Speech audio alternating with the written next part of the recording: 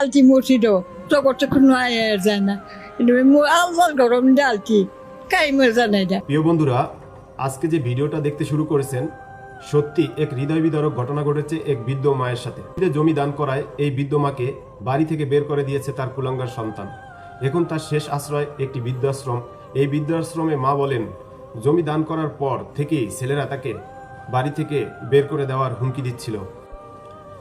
প্রিয় বন্ধুরা, আজকে আমার স্ক্রিনে যে বৃদ্ধ মাকে দেখতেছেন এবং এই মায়ের যে কথাগুলো শুনছেন, এটার দ্বারা আপনাদের আজকে এমন একটি ভিডিও উপহার দিচ্ছি যেটা আপনারা দেখলে আপনার সন্তান বা আপনার মায়ের প্রতি ভালোবাসা বেড়ে যাওয়ার কথা। কারণ এই বৃদ্ধ মায়ের গল্পটা এমনই একটি গল্প যেখানে এই বৃদ্ধ মার আশ্রয় হয়নি তার সন্তানের বাড়িতে।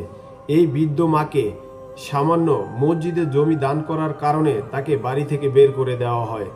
কি হৃদয় বিদারক ঘটনা! একজন মাকে তার সন্তান কতটা ভালোবাসলে বা কতটা তার সাথে খারাপ ব্যবহার করলে যে বাড়ি থেকে বের করে দেয়, সত্যি এই বিষয়গুলো আমাদের সমাজে এখন খুবই প্রভাব ফেলতেছে। এই বৃদ্ধাশ্রমে আরও এক মায়ের গল্প সত্যি খুব হৃদয়কে ভাবিয়ে তুলেছে। এই বৃদ্ধ আম্বিয়া বেগম গল্প একই রকমের হৃদয় বিদারক। এক নাতির বাড়িতে যাওয়ার পথে বাসের হেল্পার তার 15,000 টাকা ছিনিয়ে নিয়েছে। পরে বাস থেকে তাকে নামিয়ে দিয়েছে। পরে স্বেচ্ছাসেবীরা তাকে উদ্ধার করে বৃদ্ধাশ্রমে নিয়ে আসে। তিনি বলেন, সংসার ছেড়ে এসে কিন্তু এখন আর আপন বলতে কেউই নেই।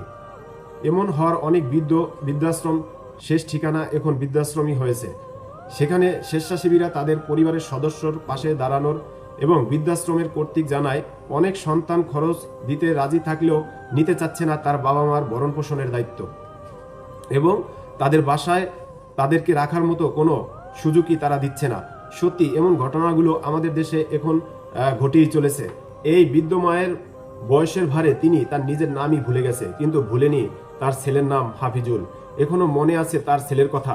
তার কাছ যখন ছেলে ও নাতির কথা জিজ্ঞেস করা হয়, তখন সে দুচোখ দিয়ে অজরে পানি জোরে কেঁদে কেঁদে বলেন, আমার নাতিকে আমি সবসময় স্কুলে নিয়ে আসতাম এবং নিয়ে যেতাম। সামান্য মসজিদে জমি দান করার কারণে আজ আমার সন্তান আমাকে দূরে ঠেলে দিল। সত্যি আমার আর এ দুনিয়াতে বেঁচে থাকার মতো কোনো আশা নেই। এরকমের কথা একজন মা যখন বলেন বৃদ্ধাশ্রমে বলে, এরকমের কথা যখন একজন মা বলেন, তখন একটি সন্তানের হৃদয় কি কেঁপে ওঠে না?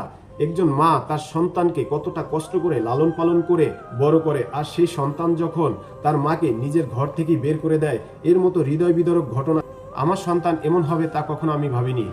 জানি মহান আল্লাহ তাআলা ছাড়া এই কষ্ট দূর করার ক্ষমতা কারণেই। এই বৃদ্ধ মা আল্লাহর উপর বিশ্বাস রাখেন, তিনি সব ঠিক করে দিবেন।